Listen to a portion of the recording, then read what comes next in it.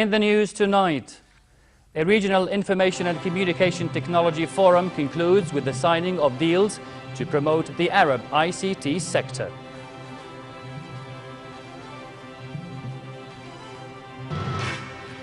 Jordan takes in more than 2,000 new Syrian refugees, and Syrian rebels say the UN peacekeepers they seized are safe.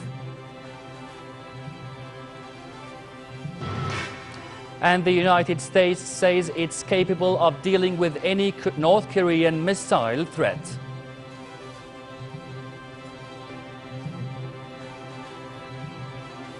Good evening and welcome to a new edition of the news, and here are the details.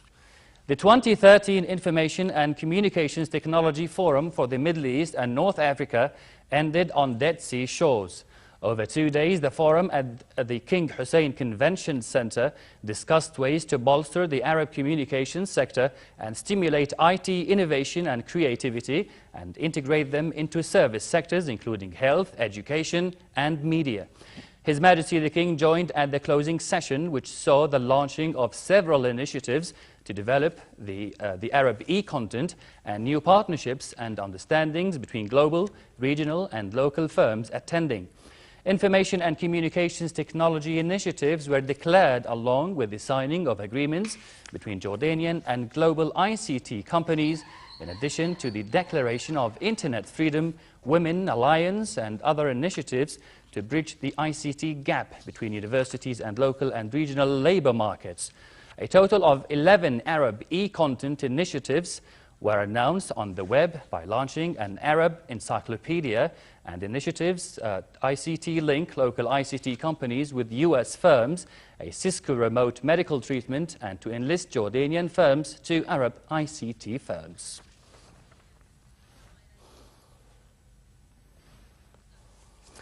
Turkish leaders have hailed Jordan's reform model and His Majesty the King's vision to forge ahead with political and economic reform and bring citizens into the decision-making process. King Abdullah has held a series of meetings with Turkish President Abdullah Gül, Prime Minister Recep Tayyip Erdogan, Foreign Minister Ahmet Davutoglu, and the country's parliamentary speaker and business leaders. They praised royal discussion papers in which the king laid out his vision on the road ahead to advance comprehensive reform and democracy. Jordan's economic strategy also won plaudits, with officials in Ankara noting the shift from direct commodity subsidies to redirecting compensation to targeted segments and groups in need. Turkish officials said the same policy adopted by Ankara 2 decades ago was behind its success to build a strong economy. Jordan's ambassador to Turkey, Amjad Al-Adayla, said the king's visit at this stage is a landmark in cementing the two countries' economic, political, social and cultural ties. The envoy said the repercussions of the escalating Syrian crisis on Jordan and Turkey, which had received hundreds of thousands of refugees, is a huge challenge which required close coordination. He said efforts to breathe new life into the Palestinian-Israeli peace process also figured high during the Ankara meetings. In a meeting with the business community, King Abdullah urged entrepreneurs to seize economic opportunities in Jordan. Since the FTA had been signed between Jordan and Turkey, the trade has quadrupled. I believe that there's a lot more that can be done to improve that process. I'm very delighted that over the past several years I've seen how we've moved in so many different sectors. And again, to point out to Turkish investors that utilizing Jordan's free trade agreements to penetrate new markets, not only do we have access to 350 million consumers in the Arab world, including the GCC, which is something of tremendous importance as we are a natural gateway to them, but also Jordan's bilateral and multilateral agreements provide free trade access to the billion consumers across the world, including, and again, we keep forgetting to point out, the United States and Canada. And this is something that I'd like to see developed between our Turkish partners if we can. About 2,300 new Syrian refugees crossed Jordan's northern border as the kingdom continues to take in people fleeing the conflict in its neighbor. The border military guard who helped the displaced people have reported record numbers of Syrians arriving every day over the past weeks. The Armed Forces Command said many children, women and elderly people were among the refugees who crossed via several points on the 370-kilometer frontier. It said the new arrivals brought to more than 14,000 the number of refugees who entered just this week. The refugees have been evacuated to army-designated frontline accommodation sites before busing them to the Zaatri refugee camp. The military command said many injured refugees were offered immediate treatment or moved to makeshift field hospitals. Some seriously injured were transferred to government hospitals in the kingdom's north. And over to Syria. Syrian rebels holding 21 UN peacekeepers near the Israeli-occupied Golan Heights say government forces must leave the area before they free their captives. Meantime, medical charity Medicine Sans Frontiers urged the Syrian government to allow medical supplies into rebel-held areas and stop attacks on hospitals and doctors. Zain Abu Sufa has an update on the crisis. A young mother of two registered as the millionth refugee to flee Syria. The United Nations Refugee Agency said around half of the refugees are children, most of them aged under 11, and the numbers leaving are mounting every week. In addition to the refugees, UNHCR says more than 2 million Syrians have been internally displaced, and more than 4 million need humanitarian assistance. Turkish Prime Minister Tayyip Erdogan said there are now over 250,000 Syrian refugees sheltering in his country. The number of Syrians sheltering in Turkey has topped 250,000. They have been sheltering in makeshift tents and container cities. They are always welcome. Whatever price we have to pay, our doors will remain open until the conflict is over. In the war zone, the Syrian cities of Raqqa and Damascus have come under heavy attack from government forces. Syrian forces have intensified their attacks on Raqqa following rebel claims it was overrun on Monday. This video also shows large explosions and plumes of smoke rising from buildings in Damascus. United Nations troops were on high alert along the Syrian border with the Israeli-occupied Golan Heights, following the rebels' seizure of 21 Filipino UN peacemakers. The rebels have demanded forces loyal to President Bashar al-Assad pull back from a nearby rebel-held village, which saw heavy fighting in recent days. The United Nations confirmed their capture and called for their immediate release. I am Captain Cyrus Matoliado Bineses from the UN contingent, Philippine Battalion. We are here safe in this place. The seizure of the peacemakers came on the day Arab League ministers invited the Syrian opposition to take up the country's vacant seat in the organization. The Syrian government was suspended from the Pan-Arab body 2 years ago. The ministers also decided to let member nations arm Syrian rebels fighting President Bashar al-Assad if they wish. A communique called on the opposition coalition to choose a representative to attend a league meeting that will be held in Qatar at the end of the month. The main Syrian National Coalition opposition organization said it will meet in Istanbul next week to elect a provisional prime minister. Zain Abu Sufa for the news at 10. Foreign Minister Nasser Judi joined more than 30 counterparts and representatives of international organizations at Friends of Yemen meeting. The London meeting was to rally international support and assess Yemen's transformation 2 years after the country's revolution. Judi said Jordan backed Yemen's political transformation under a Gulf peace plan and said the kingdom opposed foreign intervention in Yemen's affairs. British Foreign Secretary William Hague warned insurgents that the world would act if they tried to disrupt plans for an election next year. Those who seek to disrupt the peaceful process underway, the international community has a clear warning. Any attempt to spoil the process, to interfere with elections or undermine the national dialogue will be met with a serious response and further measures from the United Nations, including the United Nations Security Council. The European Commission President said a decision by the European Union to blacklist Lebanon's Hezbollah group will require careful consideration and consensus. The issue is hotly debated in Europe since Bulgaria blamed Hezbollah for a bus bombing last year in the Black Sea city of Burgas, in which 5 Israelis were killed. Israeli President Shimon Peres warned any delays in EU imposing sanctions would empower Hezbollah, which he said is playing a growing role in the conflict in neighboring Syria. The European Union has resisted pressure from the United States and Israel to blacklist Hezbollah. It urges such a move could destabilize a fragile government in Lebanon and contribute to instability in the Middle East. Of designating an organization as a terrorist entity requires very careful reflection, given the legal, security, political issues involved. And amendments to the list of terrorist entities require unanimity among European Union member states. It is not a European Commission competence, it is a competence for the member states deciding on unanimity. Thank you very much, ladies and gentlemen. The White House said the United States is fully capable of dealing with any North Korean missile threat.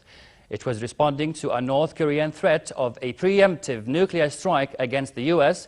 U.S. Ambassador to the United Nations Susan Rice said North Korea's threats would achieve nothing and would only further isolate the country. North Korea will achieve nothing by continued threats and provocations. These will only further isolate the country and its people and undermine international efforts to promote peace and stability in Northeast Asia. Hours earlier, the UN Security Council voted to tighten financial restrictions on Pyongyang.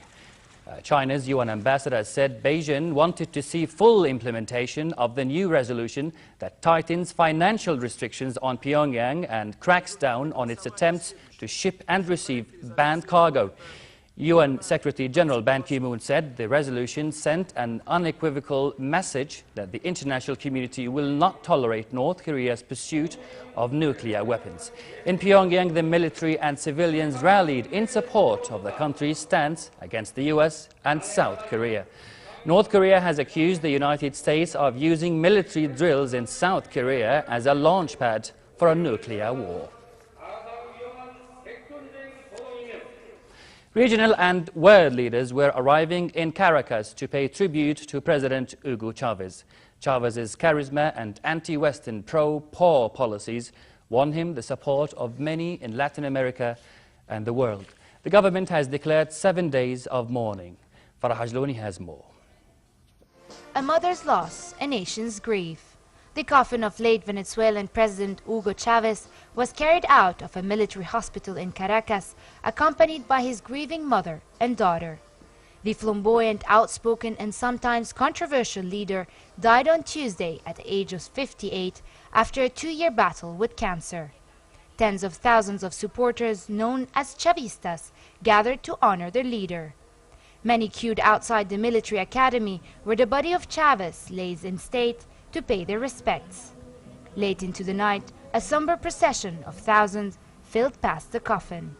Regional and world leaders were arriving in Caracas for the state funeral planned for tomorrow. Tributes have been pouring in from around the world.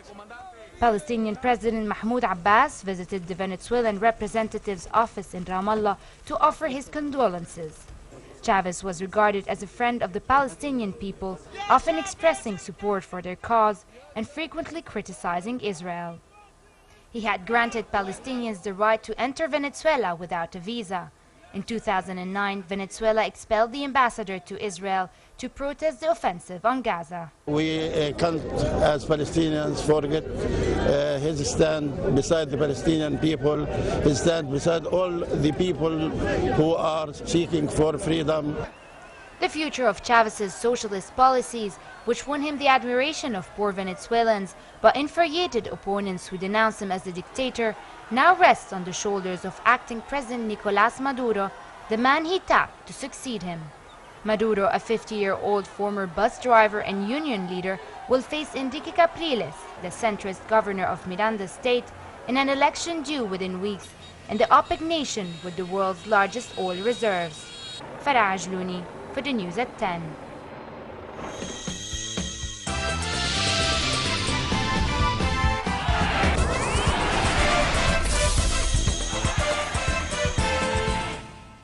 We begin with football. Paris Saint-Germain have made it to the quarter-finals of the Champions League after beating Valencia 3-2 in Paris. After a first half short on entertainment, Valencia made the tie interesting when Brazilian Jonas put the Spaniards ahead with a superb strike on 55 minutes.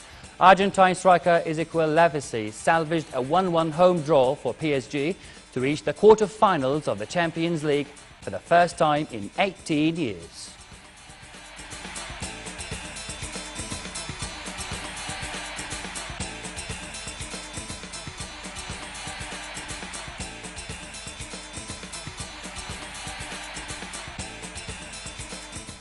Switzerland Michael Albacini powered away from the peloton in the last few meters to win the 199.5-kilometer fourth stage of the Paris-Nice cycling race. But American Andrew Talansky defied his own predictions to stay in the race leader's yellow jersey. Albacini was too strong at the end as he comfortably won a stage that had been 7 riders break away from the peloton and come together with 50 kilometers to go. Among them was Frenchman Thomas Volquer, who made an audacious attempt to drop the breakaway with 25 kilometers to go as they made their way up to the penultimate climb of the day, the Col du Talension.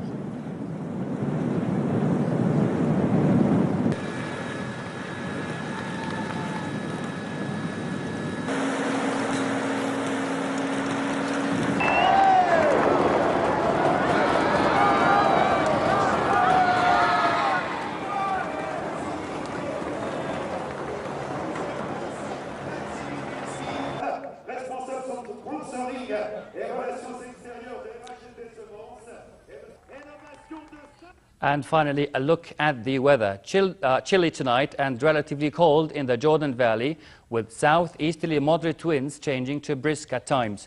Tomorrow, a slight rise in temperature is expected, but it will be cool in highlands and warm in the rest of the country, with a chance for scattered local showers in the east and south. Winds will be southeasterly moderate, turning to brisk and blowing dust. The Gulf of Aqaba should expect a cold night but warm day tomorrow, with northerly moderate winds and choppy seas. Next are the lows and highs for tonight and tomorrow.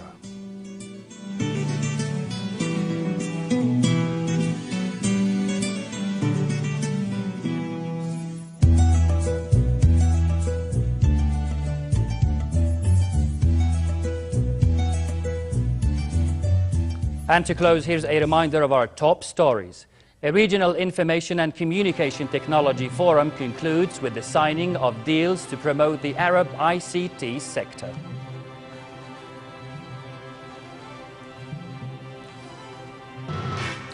Jordan takes in more than 2,000 new Syrian refugees, and Syrian rebels say the UN peacekeepers they seized are safe.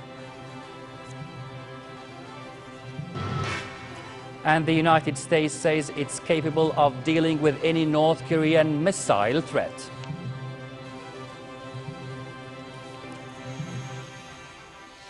And with that, we come to the end of this edition of the news. I am Ra'ad Labtoush. Thank you for watching and have a good night. See you tomorrow.